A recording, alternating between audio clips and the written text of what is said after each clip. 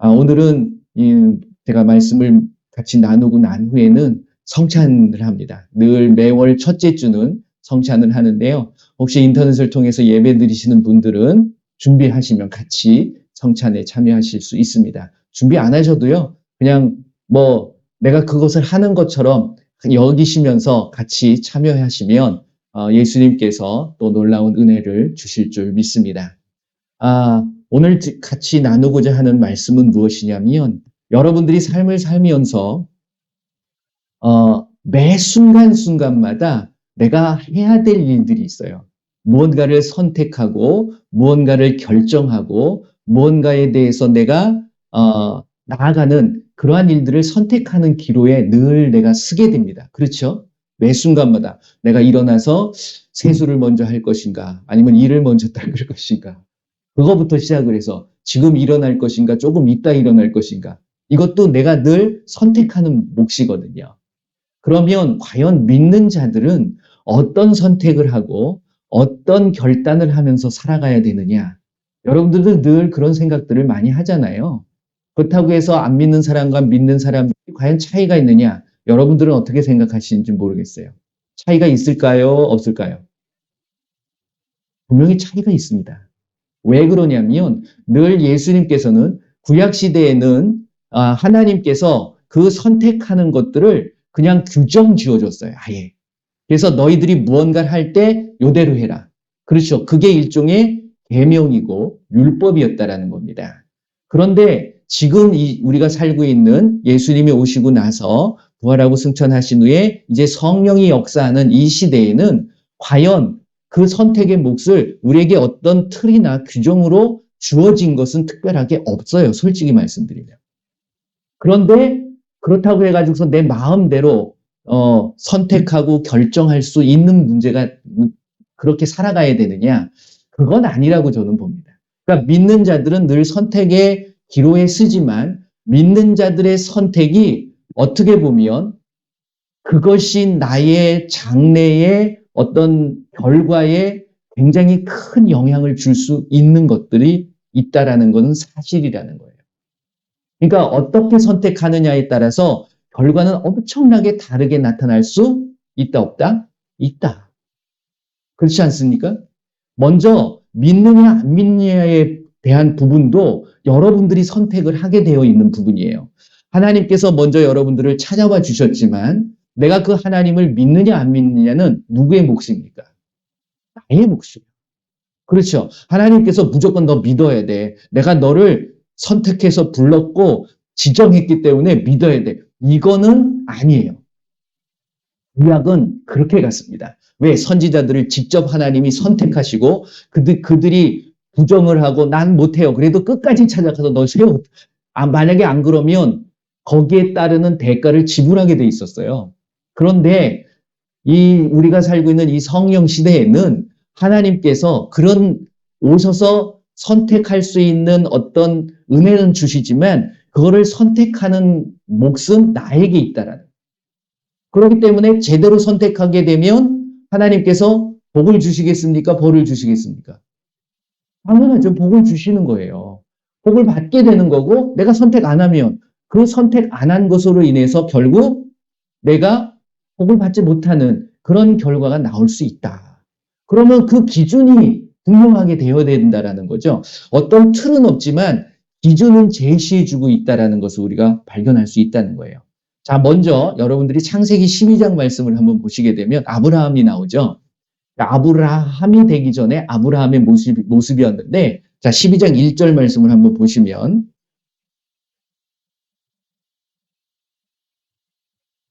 구약을 읽으실 때 여호와라는 단어가 많이 나오는데 이 여호와는 그냥 주로 읽어주셨으면 좋겠습니다. 주님이죠, 주님. 그러니까 다시 이야기하면 예수님이세요. 그러니까 속으로는 예수님이라고 생각하시고 주로 읽어주셨으면 좋겠습니다. 12장 1절입니다. 시작. 주께서 아브라함에게 이르시되 너는 너의 고향과 친척과 아버지의 집을 떠나 내가 내게 보여줄 땅으로 가라. 자, 아브라함이 고민할 게 있을까요? 없을까요? 자, 두 가지의 모습이 보입니다. 첫 번째는 고민할 게 없어요. 왜? 하라는 대로 그냥 하면 되니까. 그렇죠? 지금 시대에도 예수님께서는 우리에게 이런 상황들을 만들어 주실까요? 안 만들어 주실까요? 어떻게 생각하십니까? 만들어 주세요. 내가 그걸 분별을 못할 뿐이에요. 근데 여기는 아브라함한테 직접 나타나셔서 뭐라고 말씀하십니까? 너의 고향이 어디에 지금 하란에 있거든요. 그리고 친척, 하란에 친척들이 많죠. 아버지도 계시는 거예요. 그것을 다 떠나서 내가 보여주는 것, 그 분명하게 보여준 거거든요. 그게 어디예요? 가나안 땅이. 이스라엘, 지금의 이스라엘 땅으로 보여주면서 가라라고 했어요. 자, 여기에서 아브라함이 고민할 건 내가 어디를 가야 될까? 뭘 버려야 될까? 여기에 고민은 없습니다. 그렇죠? 뭐에 대한 고민이에요? 이걸 내가 왜 버려야 될까? 이제 여기에 대한 고민이 있는 거죠. 그러니까 우리가 무언가를 선택할 때에는 분명하게 우리에게 주어진 무엇이 없다 그러면 내가 무엇을 해야 될까에 대한 고민부터 있겠지만 하나님께서는 우리에게 분명하게 무언가를 늘 분별할 수 있도록 정확한 기준을 제시한다, 안 한다? 하고 있을까요? 안 하고 있을까요? 하고 있어요. 근데 그걸 내가 제대로 뭐 하지 못하는 거죠? 파악하지 못하는 거야. 분별하지 못하는 거야. 그래서 여러분들이 선택할 때에 무엇이 중요하냐면 이게 선인지 악인지, 정말 하나님의 뜻인지 아닌지에 대한 것을 정확하게 분별하실 수 있으셔야 된다는 거예요. 그렇죠. 그러면 훨씬 더 쉬워지는 거예요. 아, 이게 하나님의 뜻이구나. 그러면 그대로 뭐 하시면 돼요? 선택하시면 되는 겁니다. 할렐루야. 그래서 아브라함이 갔어요, 안 갔어요? 이대로 했나요, 안 했나요? 지금 보면 본토, 그러니까 본인이 가지고 있는 고향, 그리고 친척, 아버지를 떠나라고 그랬어요. 그런데 다 지켰어요? 뭐가 하나 안 지켰죠? 고향은 떠났어. 하란은 떠났는데 아버지는 떠났어. 아버지는 떠났죠. 그런데 친척을 하나 데리고 가요. 그렇죠. 누구? 조카로. 그죠? 왜? 좀 외로워 보였나 봐. 그래가지고서 요 세 가지를 다 지켰으면 나중에 문제가 안 생겨. 이 롯 때문에 굉장히 아브라함이 어려움을 당합니다. 그렇죠. 근데 나중에 깨달아요. 그렇죠. 그러니까 그게 우리의 어떻게 보면 어, 부족한 부분일 수도 있어요. 예수님을 믿는 사람들이 정확하게 모든 것을 딱 하면 얼마나 좋습니까? 그러면 뒤끝이 없어.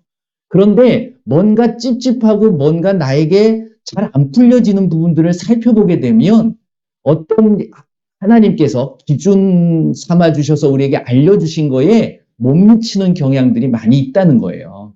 그것 때문에 결국 우리는 무언가를 풀지 못하고 해결되지 못하는 것들이 있다 없다? 있다라는 거예요. 그러니까 여러분들이 그걸 잘 보실 수 있으셔야 돼. 그래서 늘 나를 살펴볼 수 있어야 돼. 근데 그 거울이 무엇이 되어야 되냐면 아브라함도 누가 말씀하셨죠? 그러니까 하나님께서 주의 천사를 보낸 거예요. 여호와는 이 구약에 나오는 여호와는 대부분 다 천사입니다. 거의 100% 천사라고 보시면 돼요. 그러니까 천사가 하나님의 일을 대응해서 나타난 거죠. 그래서 말씀하시는 거예요. 그래서 그 아브라함은 이 모세는 뭘로 칭하냐면 주라고 칭하는 거죠. 나의 주라고 칭했던 부분들입니다. 그러니까 결국 그 모습은 누구의 모습이냐면 하나님의 모습이고 결국 예수님의 모습이었다는 거예요. 그러니까 하나님이 아브라함에게 뭘 하신 거죠? 말씀하신 거예요. 뭘 하셨다고요? 말씀하셨다. 그러면 저와 여러분들에게 지금도 우리 하나님께서 말씀을 하고 계시느냐 안 하시느냐 그걸 여러분들이 잘 분별하실 수 있으셔야 되는 거예요. 지금도 무슨 음성처럼 아브라함에게 나타나셔서 음성을 들려주신 것처럼 말씀하시는 부분을 찾아가시라는 게 아니라 우리에게 모든 이 말씀을 통해서 우리의 삶의 모든 부분들을 말씀하고 계심을 여러분들이 잘 찾아가실 수 있으셔야 된다. 그게 굉장히 중요합니다. 자, 그래서 그 아브라함이 나중에 깨닫죠. 자, 한번 보실래요? 창세기 13장이죠. 같이 다니다가 보니까 5절서부터 읽어볼까요? 창세기 13장 5절서부터 9절. 같이 읽어봅니다. 아브라함의 일행 롯과 양과 소와 장막이 있으므로 그 땅이 그들이 동거하기에 넉넉하지 못하였으니 이는 그들의 소유가 많아서 동거할 수 없었음이니라. 그러므로 아브라함의 가축의 목자와 롯의 가축의 목자가 서로 다투고 또 가나안 사람과 브리스 사람도 그 땅에 거주하였는지라. 아브라함이 롯에게 이르되 우리는 한 친족이라. 나나 너나 내 목자나 내 목자나 서로 다투게 하지 말자. 내 앞에 온 땅이 있지 아니하냐. 나를 떠나가라. 내가 좌하면 나는 우하고 내가 우하면 나는 좌하리라. 이게 결국 이것 때문에 문제가 생기는 거예요. 이때부터 발단이 되고 나중에 이제 롯이 또 잡혀가기도 하고 그것 때문에 끊임없이 아브라함이 골치를 앓게 되는 겁니다. 그러니까 여기서 보게 되는 롯과 나는 뭐라고요? 친척이라. 그러니까 하나님께서 분명히 너의 고향과 친척과 아버지를 떠나라고 했는데 고향과 아버지는 떠났는데 친척을 데리고 가는 것으로 인해 가지고서 이게 끊임없이 어려움을 당하고 있는 거예요. 그러니까 여기서 보게 되는 것이 그러니까 이제 나중에 그걸 깨닫고 나서 또 다투고 그러니까 근데 아브라함이 굉장히 이때부터 보여지기 시작한 거죠. 어떻게 보면. 그러니까 저와 여러분들 믿는 자의 모습들은요. 내가 무언가 먼저 앞서가고 그것을 통해서 내가 무언가를 이루어가는 것이 아니라 늘 사랑의 마음입니다. 이 아브라함이 롯을 굉장히 사랑하는 모습을 나중에도 살펴볼 수 있어요. 왜? 자기 친척이니까 그럴 수 있겠지만 그런데 그 상황 속에서 뭐라고 이야기하냐면 이제 너하고 나하고 지금 함께 있을 수 없다. 그렇기 때문에 자 네가 선택해라. 내가 이렇게 갈 테니까 넌 일로 가. 이게 아니었어요. 그렇죠. 네가 먼저 선택해. 근데 우리의 삶의 모습을 보게 되면 여러분들이 항상 무엇을 할 때 양보 많이 하십니까? 그러니까 믿는 자들의 모습이 굉장히 사회 속에서도 본이 돼야 되고 뭔가 기감이 되어지는 모습들을 우리가 끊임없이 보여주는 모습들이 필요하다라는 거예요. 이 아브라함을 통해서 나중에 이제 하나님께서 이삭을 낳게 하고 그 이삭을 바치고 나섰을 때 하나님께서 비로소 그 아브라함을 뭘로 삼아주시죠? 믿음의 근원. 그렇죠. 믿음의 조상으로 세워주는 것을 보게 됩니다. 그러니까 그 마음이 단 한 번에 이루어진 것이 결코 아니에요. 그러니까 저와 여러분들은 모든 게 예수님을 믿게 되면 바뀌어져야 되는 것이 필요합니다. 제가 그런 말씀을 종종 드리는데 우리의 삶은 늘 초점이 예수님께 맞춰져야 돼요. 그래서 예수님이 과연 무엇을 원하시고 무엇을 말하고 계시는가에 늘 귀 기울일 수 있는 것이 굉장히 중요합니다. 근데 그렇기 위해서는 나의 모든 것이 바뀌어야 되는 거예요. 그렇죠. 그래서 로마서 12장 2절 말씀이 내가 이 세대를 본받지 말고 마음을 새롭게 함으로 뭐가 돼야 돼요? 변화가 돼야 되는 거예요. 근데 여러분들이 늘 한번 살펴보세요. 내가 정말 예수님을 믿기 전과 믿고 나서와 지금의 모습이 얼마만큼 변하셨는가. 근데 어떻게 변해야 되냐면 저는 감히 완전하게 180도 바뀌어야 됩니다. 360도는 제자리니까. 그렇죠? 180도로 내 모든 것들이 바뀌어야 됩니다. 그랬을 때 비로소 우리가 예수님의 뭘 할 수 있어요? 선하시고 기뻐하시고 온전하신 뜻이 무엇인지 뭐하라? 분별할 수 있다라는 거예요. 네. 그러니까 우리의 삶에 보게 되면 하나님은 끊임없이 이 세상이 어떻게 되어져 갈 거라는 거에 대한 부분들을 알려주고 계시다는 거예요. 근데 그게 말씀의 기준이 없게 되면 내가 어떤 기준이 없잖아요. 그러니까 내 경험과 내 지식과 내가 알고 있는 지식과 내가 생활해 왔던 어떤 내가 가지고 있는 거 가지고서 그걸 판단할 수밖에 없어요. 그러니까 이거를 어떻게 하셔야 될까요? 버려야 된다는 거예요. 내 생각, 내 계획, 내 경험, 내가 알고 있는 모든 지식 이것을 내려놓을 때 비로소 하나님의 말씀이 나한테 들어오고 이 말씀대로 살아갈 수 있는 원동력이 생기는 겁니다. 디모데전서 한번 말씀 보실래요? 디모데전서 4장 말씀을 보시면 디모데전서입니다. 디모데전서 4장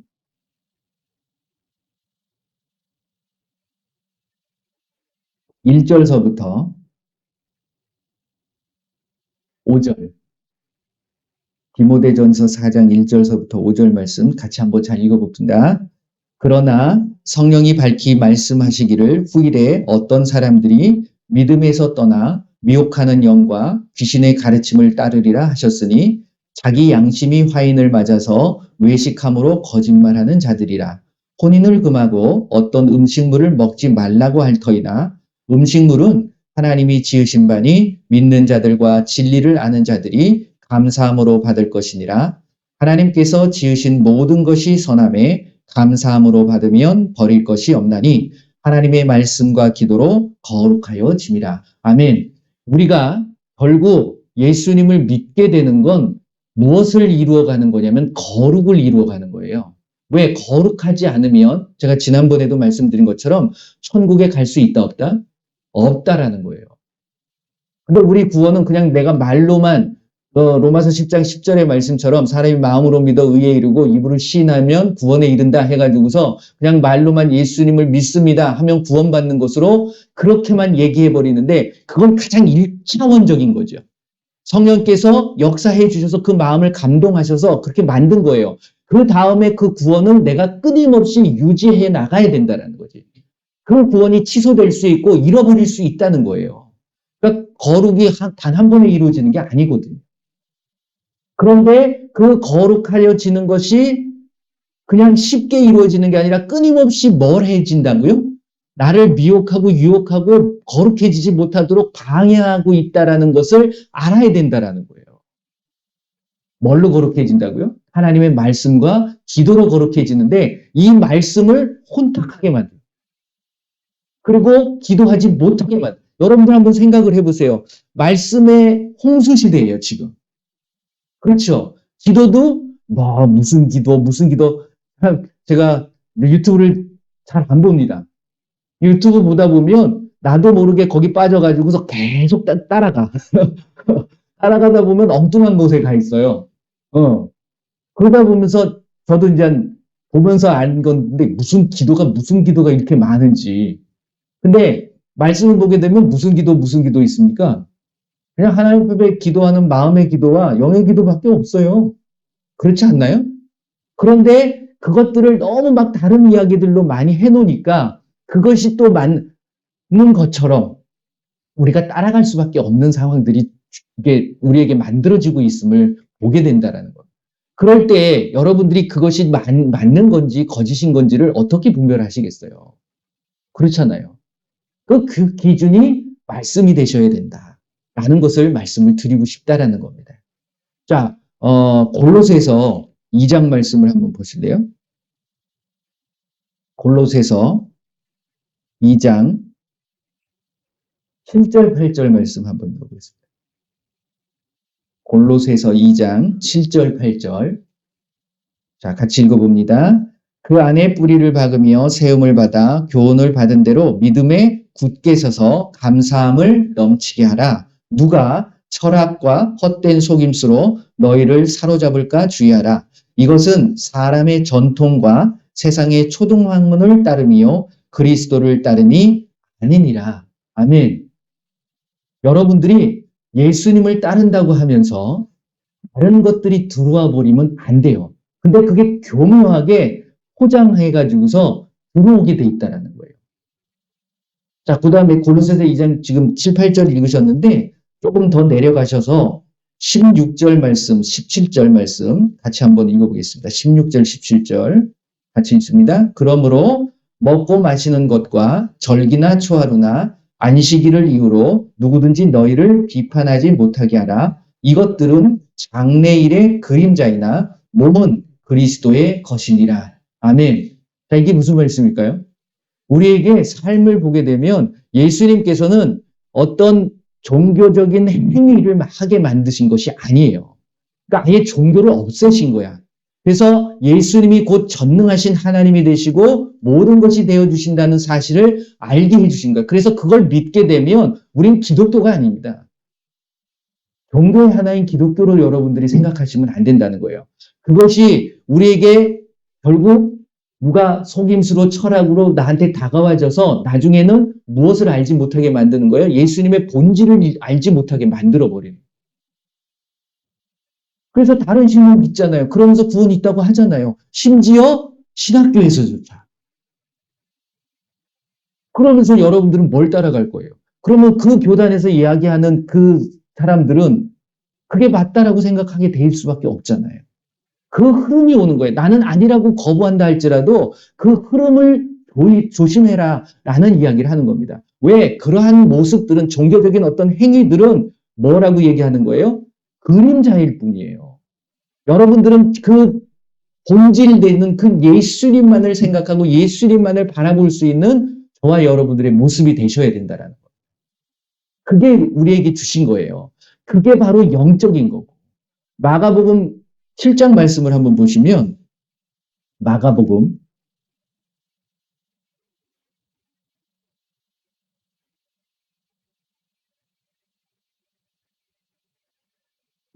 7장 조금 길지만 1절서부터 한번 읽어보겠습니다. 1절서부터 9절까지. 왜?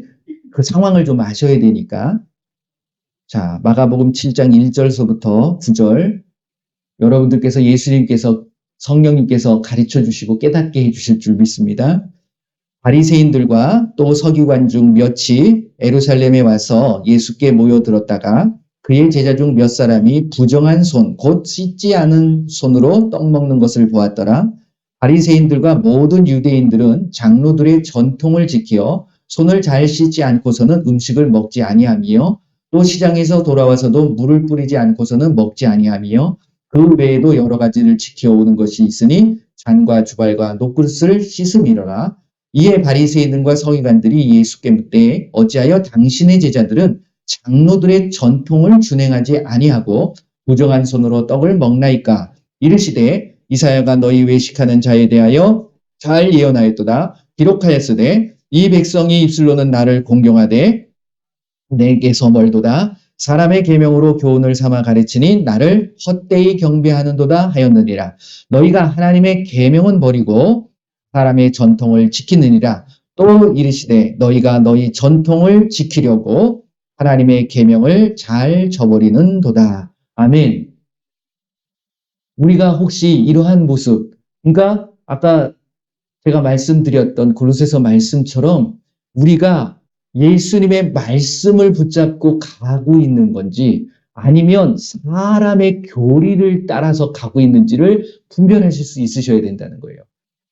뭐 와가지고서 음식을 먹을 때 손 씻고 먹는 거 당연히 좋죠. 위생적으로도 좋고. 근데 이게 그렇게 안 하면 안 되는 거야. 뭐 죄를 범하는 것처럼 죄인으로 여겨버린다는 것은 그것은 아닌 거잖아요. 예수님은 모든 것들에 자유하게 만든 거예요. 아까 디모데전서 4장 말씀을 읽으셨던 것처럼 하나님이 만드신 모든 만분의 것들은 다 악합니까? 선합니까? 선한 거예요. 그걸 악하게 만드는 게 누구예요? 사람들이 악하게 만드는 거예요. 뭐 유전자 조작을 하고 그래가지고 이상한 걸 만들고 그건 악한 거잖아요. 왜? 결국 하나님의 권위에 도전하는 겁니다. 이게 결국은. 그렇지 않으세요? 그러니까 모든 것들을 변질시키려고 하는 마음은 누구의 마음이에요? 마귀의 마음이에요. 그러니까 여러분들 속에 하나님을 순수하게 받아들이고 그래서 결국 그렇게 되면 우리가 이 말씀에 대한 부분을 정확하게 파악을 못하고 분별하지 못하기 때문에 말씀을 그대로 받아들일 수가 있다 없다 없게 되어지는 것들이 있어요. 그러니까 엉뚱한 소리를 하는 거야. 그러니까 예수님이 뭐라 그럽니까? 너희들의 전통을 지키려고 뭘 버렸다고요? 정말 중요한 하나님의 말씀을 버려버린 거예요. 자기들의 기득권을 지키려고. 자기네들의 가지고 있는 그것을 잃어버릴까봐 아예 예수님을 없애버렸어. 그러면서 예수님을 믿어요? 이거는 앞뒤가 안 맞는 얘기입니다. 여러분들에게 정말 예수님을 정말 내 아버지로 믿고 나의 하나님으로 여러분들이 여기신다 그러면 정말 그 말씀에 대한 1.1핵이라도 버리면 돼요, 안 돼요? 안 되는 거예요. 그거를 변개시키면 안 되는 겁니다. 그래서 계시록 22장 말씀에 뭐라고 합니다. 내가 한 이야기에 이 말에 더하거나 감하면 된다, 안 된다? 안 된다. 감해버리면 생명책에서 지워버려요. 더해버리면 벌이 더해지는 거예요. 그렇게 알고 있으면서도 자기는 아니라고 생각하는 거죠. 결국은. 절대 아닙니다. 이 말씀은 결코 여러분들이 어느 때 보면은 내가 성령으로 충만하고 모든 게 막 선하고 막 이럴 때가 있어요. 그렇다고 해가지고서 예외가 될 수는 없습니다. 왜? 사람은 언제나 연약하고 부족하고 넘어질 수 있는 존재라는 거예요. 그렇지 않습니까? 그런데 대부분 보면 나는 이만큼 되니까 내가 말씀도 이만큼 알고 있고 나의 성령의 능력이 이만큼 나타나고 있으니까 나는 잘하고 있을 거야. 그건 착각이라는 거예요. 그래서 바울은 뭐라고 고백합니까? 서 있을다고 생각했을 때 넘어질까? 조심하라. 그러면서 나는 날마다 산다 죽는다? 죽는다. 거룩은 이 말씀드리면 내가 죽을 때 거룩은 시작됩니다. 내가 온전히 죽을 때, 왜? 내가 온전히 죽을 때 누가 드러나는 거예요? 예수님이 나타나게 돼 있어요. 예수님은 거룩하신 분입니까? 더러우신 분입니까? 악하신 분이에요? 선하신 분이에요. 예수님만이 선하시고 예수님만이 거룩한 거예요. 출애굽기 11장 말씀을 보면 한번 보실래요? 출애굽기 11장 44절. 아니, 출애굽기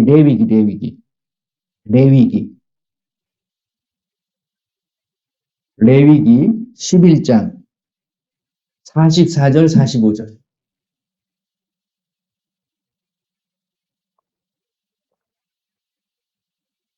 레위기 11장 44절 45절 같이 읽습니다. 나는 주 너의 하나님이라. 내가 거룩하니 너희도 몸을 구별하여 거룩하게 하고 땅에 기는 길짐승으로 말미암아 스스로 더럽히지 말라. 나는 너의 하나님이 되려고 너희를 애굽 땅에서 인도하여 낸 주라. 내가 거룩하니 너희도. 할렐루야. 여러분들의 몸, 이게 결국은 삶의 부분이죠. 그 삶의 부분에 있어서 뭐 하라고요? 구별돼야 돼요. 이게 거룩의 모습입니다. 뭐와 구별돼야 될까요? 세상과 구별되는 거예요. 그래서 이게 바울이 로마서 12장 2절 말씀을 통해서 1절, 2절을 통해서 말씀하신 말씀이 이거와 연결이 되어지는 겁니다. 그렇죠? 내가 거룩한 산제물로 드려지는 영적 예배니라 라고 말씀하면서 그 거룩한 산제물이 되기 위해서 이 세대를 본받지 말고 마음을 새롭게 함으로 변화를 받아 하나님의 선하시고 기뻐하시고 온전하신 뜻이 무엇인지 뭐하라? 분별하도록 하라. 결국 하나님의 말씀을 통해서 내가 나 자신을 살피고 내가 하나님이 거룩한 것을 알았으니까 나도 거룩해지는 거야. 근데 같이 거룩해지는 것이 아니에요. 내가 없어져야지 하나님으로 내가 거룩해질 수 있다는 거예요. 그래서 하나님의 말씀과 기도로 거룩해진다라고 디모데전서 4장 5절에 말씀하고 있는 부분입니다. 그럼 어떻게 말씀을 따라서 내가 움직여야 되느냐? 아까 제가 히브리서 4장 12절 말씀을 같이 했잖아요. 그게 뭐죠? 하나님의 말씀은 살아있다라는 것을 여러분들은 믿으십니까? 여러분들은 그것을 신뢰하십니까? 인정합니까? 그 말씀이 살아있다라는 것을 인정할 때 그 말씀은 정말 꿈틀꿈틀 움직이면서 뭐가 있다고 그래요? 활력이 있다고 그러죠? 에너지가 나타나는. 이 에너지가 뭐라고 그랬죠? 창세기 말씀을 보게 되면 하나님께서 사람을 흙으로 창조하신 후에 그 코에다가 뭘 불어넣습니까? 생기를 불어넣죠? 이 단어하고 똑같은 단어예요. 그러니까 그 하나님의 말씀이 생기가 나는 거예요. 이 에너지라는 거예요. 그 에너지가 그 죽었던 그냥 흙덩어리였던 육체가 살아나는 역사가 나타난 것처럼 그 하나님의 말씀의 에너지가 생기가 나의 모든 전 인격적인 부분이죠. 혼과 영과 그 모든 관절과 골수를 찔러 쪼개기까지 하며 또 마음의 생각과 뜻을 판단할 수 있게 되어지는 겁니다. 할렐루야. 그러니까 저와 여러분들은 내가 예수님을 믿고 하나님을 믿는 그 신앙생활 속에서 늘 있어야 될 것은 다른 게 아니에요. 어떤 사람의 말이 중요한 게 아니라 사람의 경험이 중요한 게 아니라 사람의 간증이 중요한 게 아니에요. 그거는 참고의 대상이에요. 왜? 진리가 아니니까. 진리는 뭐죠? 말씀만이 진리예요. 하나 아버지의 말씀만이 진리입니다. 그래서 요한복음 17장 17절 말씀이 아버지의 말씀은 진리입니다 라고 얘기하면서 요한복음 8장 32절 말씀은 진리를 알지니 진리가 너희를 자유케 하리라. 뭐가 자유케 하는 거예요? 말씀이 너희를 자유케 하는 거예요. 그러니까 엉뚱한 말씀에 들어가면 마가복음 7장 읽으셨잖아요. 그들이 장로들의 전통을 가지고 사람의 계명을 가지고서 사람들을 꽁꽁 묶어놨어. 하지도 못하게 만들어놨어. 그거 하나면 크게 너는 예수 하나님을 제대로 믿지 않는 자 이렇게 돼버리는 거잖아요. 절대로 하나님은 그렇게 우리를 정죄하거나 속박하지 않으신다는 거예요. 그러니까 우리가 어설프게 말씀을 알게 되면 그 말씀에 우리는 구속을 당합니다. 근데 그 말씀 안에 온전히 들어가 버리면 정말 자유함을 느낄 수 있는 거예요. 세상과 말씀과 양다리를 걸치게 되면 여러분들은 늘 고민하게 돼 있습니까? 고민하게 돼 있습니다. 왜? 말씀을 선택할 것인가? 아니면 세상을 선택할 것인가? 고민할 수밖에 없어. 근데 말씀으로 푹 들어가 버리면 뭘 고민해요? 그대로 가면 되지. 그렇죠? 가장 걸리는 게 항상 기뻐하라, 쉬지 말고 기도하라, 범사에 감사하라. 너무나도 잘 알고 있어. 이거는 안 믿는 사람도 알더라고요. 네. 몇 장 몇 절인지는 잘 모르겠지만 그 내용을 다 알고 있어요. 심지어 안 믿는 사람이 가니까 이게 이렇게 뭐라고 그러지 이걸? 액자로 해가지고서 딱 붙여놨어. 항상 기뻐하자. 한 가정의 교훈일 수도 있고 가훈이 될 수도 있어요. 그런데 가훈이라는 것은 그렇게 사는 것도 있겠지만 그렇게 살지 못하니까 그런 거 아니겠어요? 그렇잖아요. 그러니까 여러분들이 이러한 것들 이게 뭐죠? 하나님의 뜻이래잖아요. 하나님의 뜻을 분별했어요. 그러면 그대로 하시는 게 맞는 걸까요? 아니면 안 해도 되는 걸까요? 그대로 해야 되는 거예요. 우리는 여기서부터 막히는 거죠. 항상 기뻐해야 되는데 내가 기뻐하지 못하네? 그러면 한번 생각해 보세요. 과연 말씀대로 행하시는 거예요? 아니죠. 왜 못할까요? 그 뒤에 말씀을 보게 되면 이게 데살로니가전서 5장 16절, 17절, 18절이잖아요. 내 힘으로 할 수가 없어요. 이거. 항상 기쁘게 됩니까? 쉬지 않고 기도 생활 할 수 있어요? 모든 일에 감사가 돼요? 근데 이게 하나님의 뜻인데 내 힘으로 안 되니까 19절 말씀이 뭐라고 돼 있죠? 데살로니가전서 5장 19절 성령을 소멸하지 말아라 라고 얘기해요. 그러니까 저와 여러분들이 예수님을 믿게 되면 누가 역사하시는 겁니까? 성령이 역사하시는 거예요. 고린도전서 12장 3절 성령이 아니고서는 그리스도를 주라고 고백할 수 없어요. 마태복음 22장 43절 말씀 다윗이 성령에 감동되어서 그리스도를 주라고 고백하는 것처럼 성령이 역사하신 거예요. 그러면 일단 내가 거룩의 한 걸음을 내디딘 거예요. 내가 온전하게 거룩하게 되기 위해서는 그것이 계속 지속돼야 되는데 성령은 결국 내 안에 들어와서 뭘 알게 하시고 뭘 가르쳐 주시는 거냐면 말씀에 대한 부분들, 하나님의 말씀을 계속해서 끊임없이 생각나게 하고 그대로 살아가도록 돕는 겁니다. 근데 그 성령을 내가 소멸해버려요. 그러면 말씀을 행할 수 있어요, 없어요? 없다는 거예요. 그러니까 여러분들이 그 성령을 끊임없이 유지하기 위해서 뭘 해야 되는 겁니까? 붙잡아 놓기 위해서 성령을 통해서 말하게 하시는 그 기도를 통해서 하나님과 끊임없는 그 줄을 내가 잡고 있어야 돼요. 하나님은 절대로 우리를 그냥 내버려 두시거나 놓으시는 분이 아닙니다. 하나님이 먼저 놓으시는 분이 아니에요. 선택의 몫은 누구라고 그랬습니까? 나에게 있다라고 했잖아요. 내가 놓는 거야. 내가 놓는 거야. 내가 놓고 내가 뒤돌아쓰고 내가 떠나버리는 거예요. 그러면서 하나님은 어디 가세요? 내가 떠나놓고서 거기서 하나님을 찾아. 그런 경우들이 많다라는 거예요. 그러니까 여러분들이 가장 중요한 건 이 말씀이 말로만 아까 이사야 선지자 이게 이사야서 말씀에 나온 이사야서 29장 말씀에 나오는 말씀인데 그들이 엉뚱한 것을 따라가는 거예요.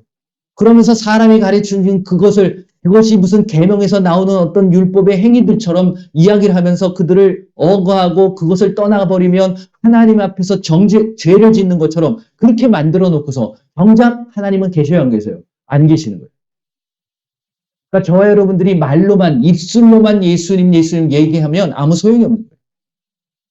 여러분들의 삶과 여러분들의 마음이 정말 온전하게 바뀌어야 돼요. 왜 침례가 중요하냐면 그것이 나의 믿음의 고백인 거예요. 침례로 구원을 받는 게 아니고요. 침례를 받음으로 뭐라고 그랬습니까? 다시 한번 볼까요? 베드로전서 3장.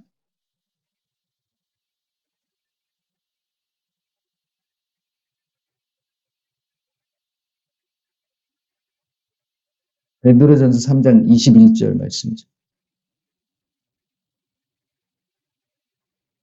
베드로전서 3장 21절 같이 읽어봅니다. 물은 예수 그리스도께서 부활하심으로 말미암아 이제 너희를 구원하는 편이 곧 침례라. 이는 육체의 더러운 것을 제하여 버림이 아니요 하나님을 향한 선한 양심의 간군이라. 이렇게 되셔야 된다는 거예요. 그러니까 여러분들이 침례를 받고 나서 만약에 그게 안 됐다 그러면 다시 침례 받으세요.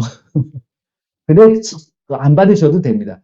어차피 세례를 받으셨던 침례를 받으셨던 여러분들이 그건 있어요. 내가 제대로 된 침례를 못 받았다라고 그러면 제대로 된 침례를 좀 받으실 필요는 있어요. 왜? 다시금 내가 각오하고 결단하는 거니까.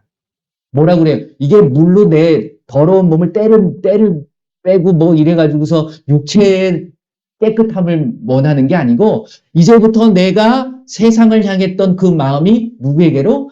하나님께로 향하겠다. 이제는 다른 거 바라보지 않고 오직 하나님만을 바라보겠다라는 결단을 한다라는 거예요. 그런데 죄송합니다. 제가 전에는 그렇게 안 했어요. 그 세례 주면서 이제부터 당신은 우리 교회의 교인이 됩니다. 하나님을 향한 게 아니라 교회를 향하게 만들어 버렸다니까. 그러지 않나요? 그러니까 우리가 뭔가 잘못된 것들을 따라가고 있는 모습들이 너무 많다라는 거예요. 그런 것들을 헛된 속임수와 헛된 철학을 따라가셔서는 안 되는 거예요. 사람의 가르침을 받아서는 안 되는 거예요. 고린도전서 2장 12절 13절 여러분들 잘 알고 계시잖아요. 우리가 세상의 영을 받게 되면 세상을 따라갈 수밖에 없는 거예요. 그럼 하나님의 영을 받은 자들은 뭘 따라가셔야 되는 거예요? 성령의 가르침을 따라가야죠. 그럼 성령이 세상을 가르쳐 줄까요? 아니에요. 성령은 하나님의 말씀을 깨닫게 하는 거예요. 근데 말씀을 안 읽어. 그러면 어떻게 깨달을 거예요? 성령이 음성으로? 아니에요. 그걸 따라가게 되면 신비한 걸 따라가게 되는 겁니다. 그게 잘못됐다는 게 아닙니다. 어떤 분은 이렇게 얘기하면 신비로운 것 그런 거 따라가면 안 된대. 이렇게 얘기하는데 아니에요. 그것도 중요해요. 왜? 내가 경험할 수 있는 거니까. 하지만 그렇게 돼버리면 뭘 떠나요? 말씀을 떠나게 돼요. 그러니까 그게 맞는 줄 아는 거야. 대부분 성령의 사역이라고 해가지고서 성령의 음성을 듣고 막 예언하시는 분들은 말씀 얘기를 안 해. 그게 결국 내가 말씀 안에서 제대로 세워져 가는지 못하는 그러한 모습들이 우리에게 주어지는 거예요. 영적인 것은 영적인 것으로 분별한다는 것은 성령의 가르침에 예민해야지 그 성령이 뭐에 가르쳐 주시냐면 말씀을 통해서 예언하시는 거예요. 무슨 음성이 들리고 눈에 보이고 그게 아니라. 그래서 여러분들이 뭐 여러분들한테만 말씀드리는 건 아닙니다. 저에게도 동일하게 얘기하는 거예요. 저도 그 부분에 있어서 그래서 끊임없이 말씀에 대한 부분들을 더 가까이 하려고 하고 말씀을 더 많이 보려고 하고 그 말씀들이 영으로 새겨지도록 기도하려고 하는 모습들이 그것에 있다는 다른 거 없습니다. 그래서 제가 마태복음 5장, 6장, 7장 말씀을 드리는 이유가 그거예요. 그게 예수님의 사역의 엑기스예요. 왜? 본인이 그렇게 이야기하신 거거든? 그러면서 그대로 사셨던 거예요.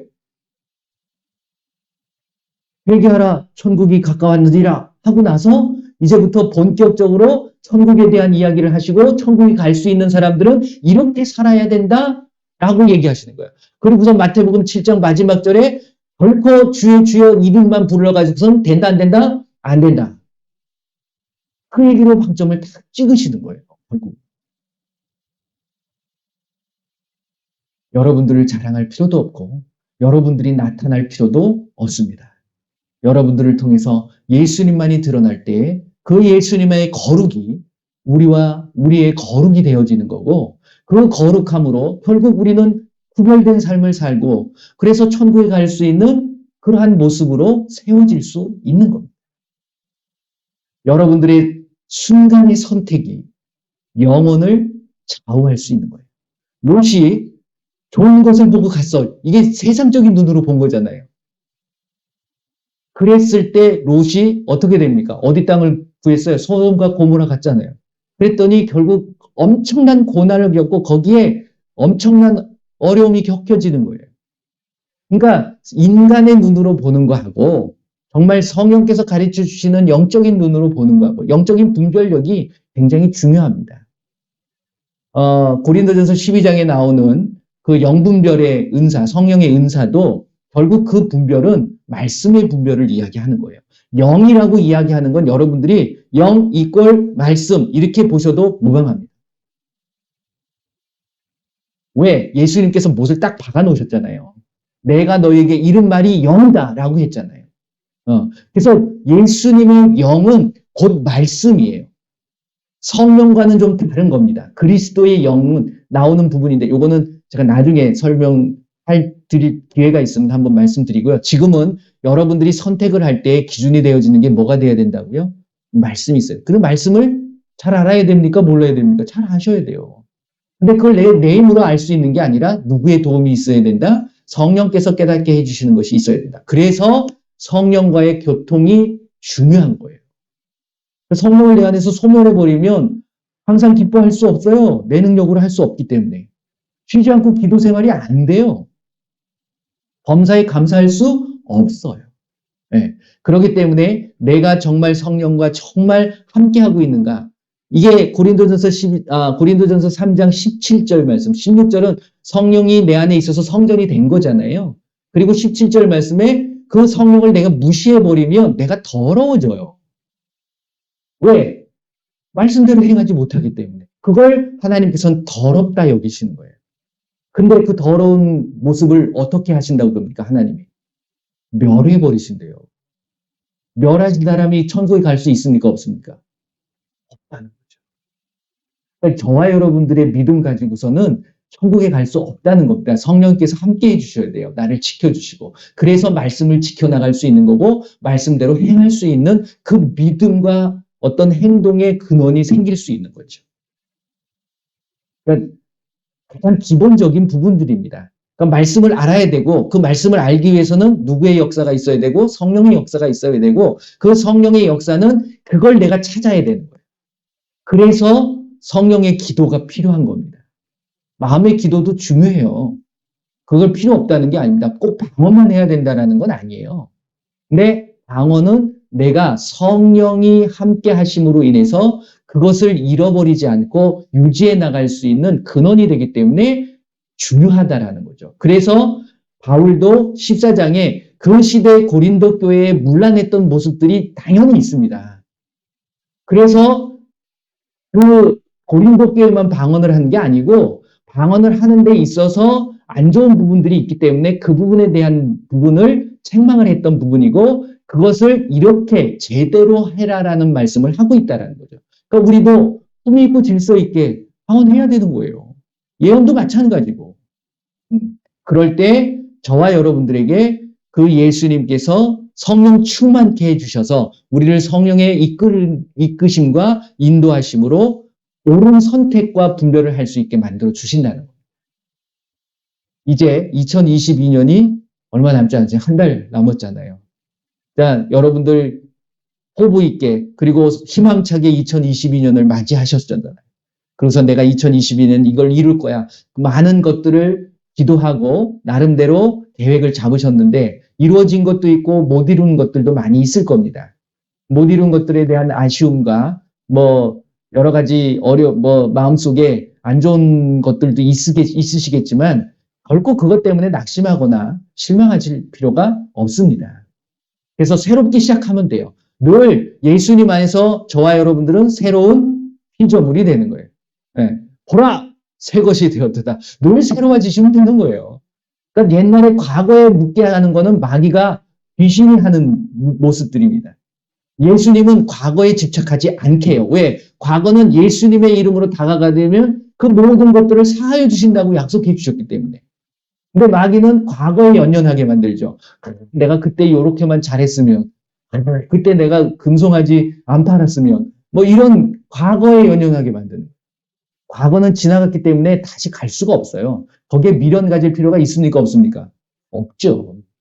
새로운 것을 바라보면서 새로운 선택을 하면서 거기에서 놀라운 하나님의 은혜가 있을 것을 여러분들이 믿고 소망하고 나가시면 되는 겁니다. 그래서 2023년에는 여러분들에게 놀라운 일들이 벌어질 것이고 예수님께서 베푸시는 놀라운 말씀의 권세가 나타나실 줄 믿습니다. 말씀대로 사셔야 되는 거예요. 네, 말씀대로 사시기를 바랍니다. 그래서 2022년 잘 마무리하시고 새로운 새해에 놀라운 예수님의 말씀의 권세가 여러분들의 가정과 여러분들의 삶 속에 충만하게 나타나시길 예수님의 이름으로 축원을 드립니다. 자, 우리 한번 기도하겠습니다. 이제 뭐 매일매일 그러한 삶을 살지만 2022년 한 해를 한번 돌아보면서 내가 살아왔던 것들을 또 예수님 앞에 또 마음을 아프게 했던 모습들이 혹시 있다 그러면 예수님 앞에 용서를 구하세요. 그러면 예수님 뒤돌아보지 않으십니다. 그리고 앞으로 그것을 하지 않으면 되는 거예요. 그래서 더욱더 예수님을 기쁘게 하고 예수님의 선하시고 온전하신 것들을 이루어갈 수 있는 내가 되게 하여 주옵소서. 우리 한번 같이 기도합니다. 예수님 감사합니다. 이 시간에 예수님의 말씀을 통하여서 나의 삶의 모습을 무엇을 정하고 결단할 때 어떻게 해야 되는 것에 대한 부분들을 알게 하시오니 감사를 드립니다. 이제 우리의 삶에 내 생각과 내 계획과 내 뜻은 온전하게 내려놓게 하시고 오직 하나님의 말씀을 통하여서 그 말씀으로 분별하며 그 말씀의 이끄심을 따라 순종하며 나가게 하여 주옵소서. 2022년을 마무리하면서 모든 영광 예수님 앞에 올려드리기를 원합니다. 우리가 지금까지의 모든 것들이 예수님의 은혜였고 예수님이 함께 하셨기에 지금까지 올 수 있었음을 고백합니다. 이제 앞으로 되어지는 모든 2022년 마무리도 잘하게 하시고 2023년 새롭게 시작되어지는 새해 정말 예수님의 이름에 놀라운 사랑의 능력이 이제 모든 사람들에게 전하여지는 그러한 사역을 해나갈 수 있도록 저희들을 지켜 주시옵소서. 감사드리며 예수님의 이름으로 기도드립니다. 아멘. 네, 감사드리고요. 자, 이 시간에는 아까 말씀드린 것처럼 성찬을 할 겁니다. 성찬은 예수님께서 기념하라고 하신 거예요. 기념하라고 한 것은 성찬과 침례밖에 없습니다. 다른 거를 기념할 필요는 없어요. 그래서 우리가 절기를 따라가고 이것은 결국 예수님의 몸이거든요. 그래서 이제는 예수님께서 그 최후의 만찬을 십자가를 지시기 전에 그 사도들과 포도주와 그리고 떡을 나누면서 이것은 내 몸이고 내 피다라고 하면서 그걸 기념하라고 했습니다. 예수님께서 죽음에 대한 기념인데 죽고 끝난 것이 아니라 죽은 것으로 끝났다고 보면 우리는 그거 기념할 필요 없어요. 죽으심으로 인해서 그 죽음의 권세를 멸하시고 다시 부활하신 것이잖아요. 그것을 생각하는 겁니다. 그래서 이 성찬하실 때는 사람들이 막 슬퍼지는데 뭐 예수님이 나를 위해서 죽으신 거는 슬플 수 있죠. 가슴 아플 수 있지만 예수님이 나를 위해서 다시 살아나셨다는 거죠. 그렇기 때문에 우리가 새로운 피조물이 될 수 있는 거예요. 단 성찬을 할 때 주의할 것은 하나 있습니다. 한번 말씀을 보실까요? 고린도전서 11장 말씀을 보면 고린도전서 11장 뭐 다른 말씀 23절부터 읽겠습니다. 23절부터 29절까지를 한번 읽으면서 성찬을 준비하는 마음으로 기도하는 마음으로 한번 같이 보겠습니다. 고린도전서 11장 23절서부터 29절까지 자 이렇게 합니다. 내가 너희에게 전한 것은 주께서 받은 것이니 곧 주 예수께서 잡히시던 밤에 떡을 가지고 축사하시고 떼어 이르시되 이것은 너희를 위하는 내 몸이니 이것을 행하여 나를 기념하라 하시고 식후에 또한 그와 같이 잔을 가지시고 이르시되 이 잔은 내 피로 세운 새 언약이니 이것을 행하여 마실 때마다 나를 기념하라. 중요한 게 이거 뭐냐면 떡을 떼면서 이것은 내 몸이니 나를 기념하라 하셨는데 피를 가지고서는 피는 내 피니 그 포도주를 가지고 이 피니 이것을 기념하라 하시기 전에 중간에 하나 다른 말씀을 하세요. 뭐라 그래? 새 언약이니. 그러니까 새로운 언약이 맺어지는 거예요. 저와 여러분들이 이제 예수님과 언약을 맺는 겁니다. 이제 그것을 잘 생각을 하셔야 돼요. 그래서 무슨 언약을 맺는 거예요? 내가 예수님의 피로 내 모든 죄가 씻어지고 이제 새롭게 새 일꾼으로서 그렇죠. 그리스도의 새로운 일꾼으로서 살아가기를 여러분들이 다짐하고 그리고 결단하는 시간이 되셔야 됩니다. 그 다음에 26절. 그 너희가 이 떡을 먹으며 이 잔을 마실 때마다 주의 죽으심을 그가 오실 때까지, 예수님 오실 때까지 기념하는 거예요. 그렇죠? 27절. 그러므로 누구든지 주의 떡이나 잔을 합당하지 않게 먹고 마시는 자는 주의 몸과 피에 대하여 뭐를 짓는 거라고요? 죄를 짓는 거예요. 그러니까 이걸 막 혼자서 그냥 아무 생각도 없이 그냥 먹고 마시고 이렇게 해버리면 안 되는 거예요. 그러니까 여러분들이 이것을 정확하게 잘 의미를 생각하면서 먹고 마시는 겁니다. 근데 이제 교회에서 보면은 요걸 또 한정 짓죠. 몇 살 이하는 못 먹게. 근데 이거는 고백을 한 모든 자들은 다 먹을 수 있습니다. 예수님에 대한 믿음의 고백을 하는 자는 다 먹어요. 그러면서 나를 돌아보는 거죠. 내가 잘못하고 흠이 있던 부분들을 이걸 먹고 마시기 전에 여러분들이 씻어주셔야 돼. 죄사함을 받을 수 있도록 기도하시라는 겁니다. 그 다음에 뭐라고 그러냐면 28절. 사람이 자기를 살피고 그 후에야 이 떡을 먹고 이 잔을 마시리. 그렇죠? 여러분들을 살펴보셔야 돼. 그래서 오늘 뭐 이번 한 주간 동안도 좋고요. 이번 한 해 동안 내 삶도 마찬가지예요. 그래서 늘 하루하루의 삶을 내가 되돌아보는 것이 중요한 겁니다. 성찬은 매일매일 해도 돼요. 상관없습니다. 네. 그 다음에 29절. 주의 몸을 분별하지 못하고 먹고 마시는 자는 자기의 죄를 먹고 마시는 것입니다. 라고 말씀하고 계시는 거예요. 그래서 이 시간에 먼저 여러분들과 제가 기도할 것은 먼저 여러분들이 지금 이제 예수님의 몸과 예수님의 피가 내 안에 들어오는 거야. 그렇죠. 내 안에 들어옴으로 내가 예수님과 뭐가 되는 거죠? 하나가 되는 거예요. 그리고 또 하나, 나는 완전히 죽겠다는 겁니다. 그래서 예수님으로 살겠다라는 것을 여러분들이 고백하고 결단하셨으면 좋겠어요. 자, 이 시간에 한번 기도하도록 하겠습니다. 다 같이 기도합니다.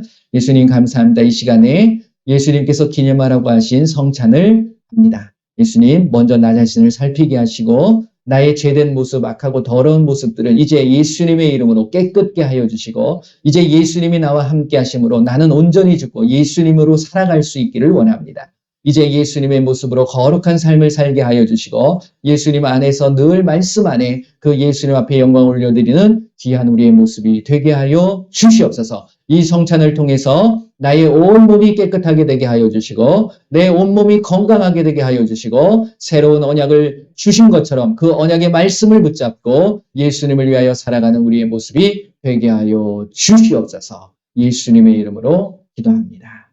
아멘. 자, 이제 떡을 나누도록 하겠습니다. 주세요.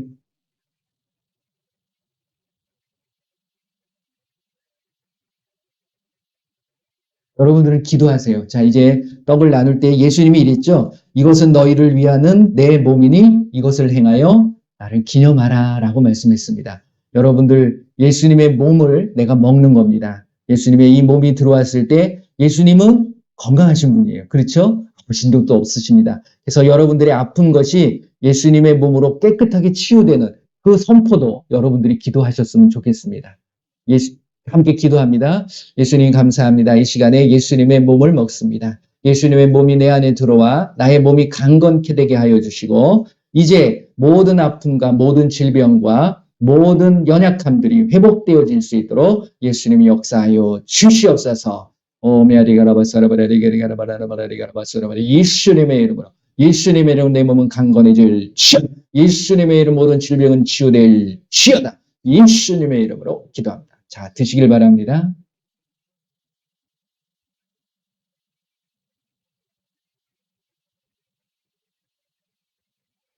자, 잔을 나눠주세요.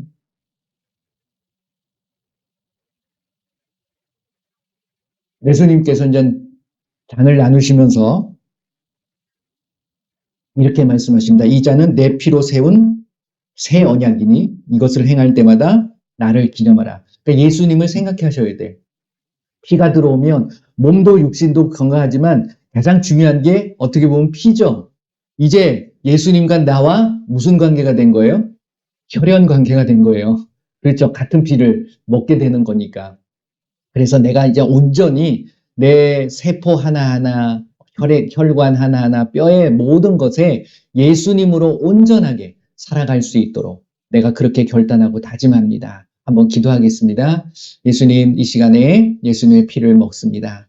이 피를 마실 때에 예수님과 내가 하나 되게 하시고 새로운 언약으로 하나 되게 하셨사오니 이제 내 예수님의 모든 삶 속에 예수님의 놀라운 영광이 나타나게 하여 주시옵소서. 세포 하나하나 모든 피, 혈액 하나하나까지도 예수님화 되게 하시고 예수님의 피로 온전히 변하게 되어질 수 있도록 새롭게 되게 하여 주시옵소서. 모든 영광 예수님 받아 주시옵소서. 자, 마시기 바랍니다.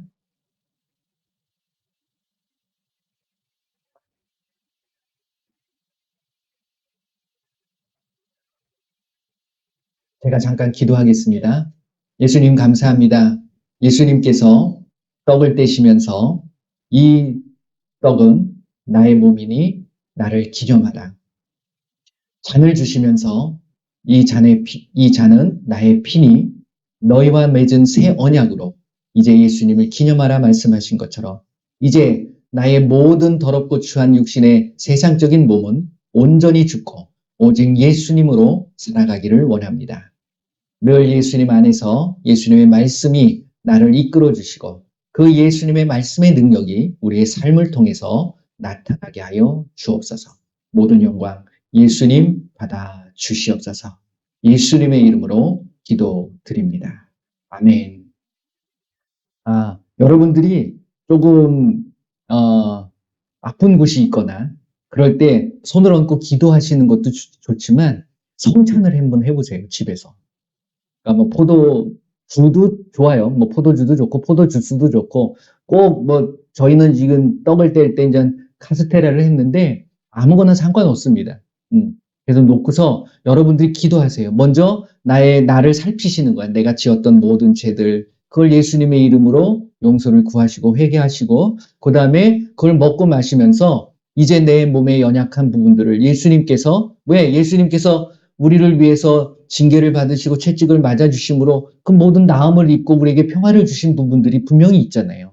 그러니까 그런 부분들을 여러분들이 말씀을 의지해서 선포하시는 거예요. 그러면 이 성찬을 통해서 건강해지시는 분도 계십니다. 왜? 이건 하라고 하셨잖아요. 친히 예수님이 하라고 하셨기 때문에 그렇게 하셔서 정말 여러분들에게도 유익한 부분들이 분명히 있습니다. 그래서 제가 저 유튜브에서도 성찬을 할 수 있는 영상을 제가 만들어 본 적도 있어요.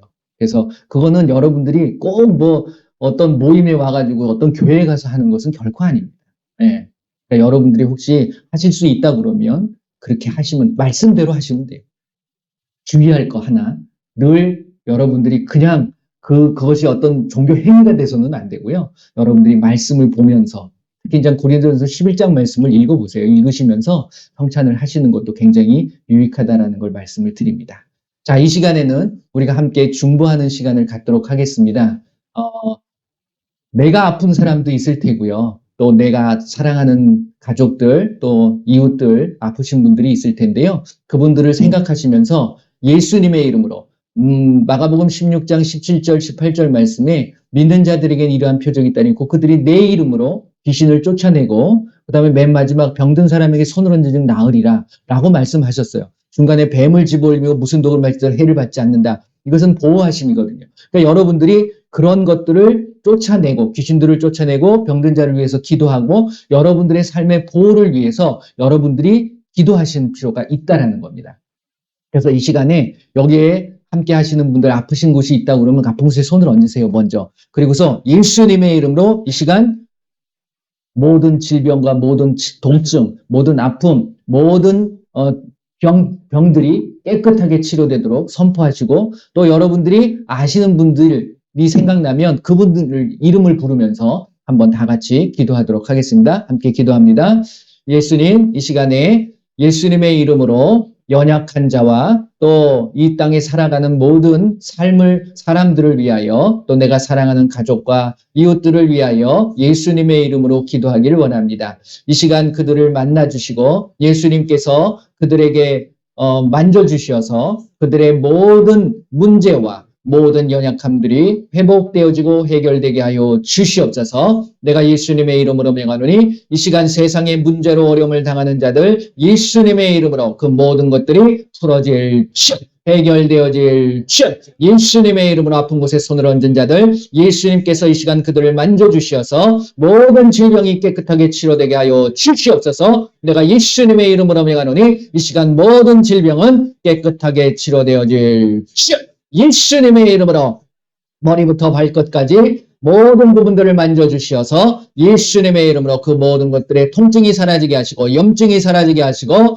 예수님의 이름으로 끊어지고 떨어진 것이 다시 새롭게 붙어지게 하시고 모든 것들이 회복되게 하여 주시옵소서. 예수님의 이름으로 명하노니 모든 질병은 치료될지어다. 예수님의 이름으로 회복되어질지어다. 예수님의 이름으로 그 모든 것들을 붙잡고 있는 악하고 더러운 귀신들은 예수님의 이름으로 떠나갈지어다. 우리의 가정과 우리의 삶과 우리의 일터에 속사하는 방해하고 해방하는 악하고 더러운 귀신들은 예수님의 이름으로 이 시간 완전히 떠나갈지어다. 깨끗하게 치료되어질지어다. 예수님의 이름으로 기도합니다. 아멘. 할렐루야. 네. 자, 한번 기도했으니까 살펴보시기 바랍니다. 기도하고 난 후, 기도하기 전에 어땠는가 한번 살펴보시고 예수님께서는 분명히 고쳐주십니다. 여러분들 0.00001%라도 의심하지 마세요. 의심하면 안 돼요. 네. 여러분들이 그대로 믿으신 대로 되는 겁니다. 예수님이 항상 그러잖아요. 와가지고 예수님 나 좀 고쳐주세요. 그랬을 때 예수님이 그 자들을 향해서 자주 하시는 말씀이 뭡니까? 네가 나를 믿느냐? 이렇게 묻잖아요. 믿습니다. 그러죠. 뭐 거기서는. 그럼 믿음대로 된다. 여러분들의 믿음대로 되는 거예요. 기도해놓고 아유 되면 감사하지만 안 돼도 돼. 그러면 안 돼요. 간절하심이 있어야 되는 거예요. 그렇죠? 예, 예수님께서 분명히 치료해 주시고 회복해 주신 줄 믿습니다. 모든 영광은 예수님께 올려드리시면 되는 거예요. 모든 영광 예수님 앞에 올려드립니다. 예, 자, 이 시간 제가 기도하고 마치도록 하겠습니다. 예수님 감사합니다. 이 시간 예수님의 이름으로 함께 모여 예수님을 찬양하고 예수님의 말씀을 나눴습니다. 저희들에게 주신 귀한 은혜와 기쁨을 감사를 드립니다.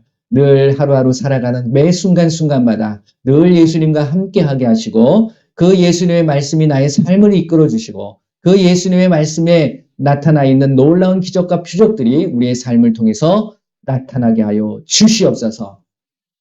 우리의 삶에 늘 선택의 기로에 쓰지만 그 선택할 때의 기준이 내 세상의 어떤 경험과 지식이 되지 않게 하여 주시고 오직 하나님의 말씀이 되어서 그것을 잘 분별하며 나갈 수 있도록 저희들을 붙잡아 주시옵소서.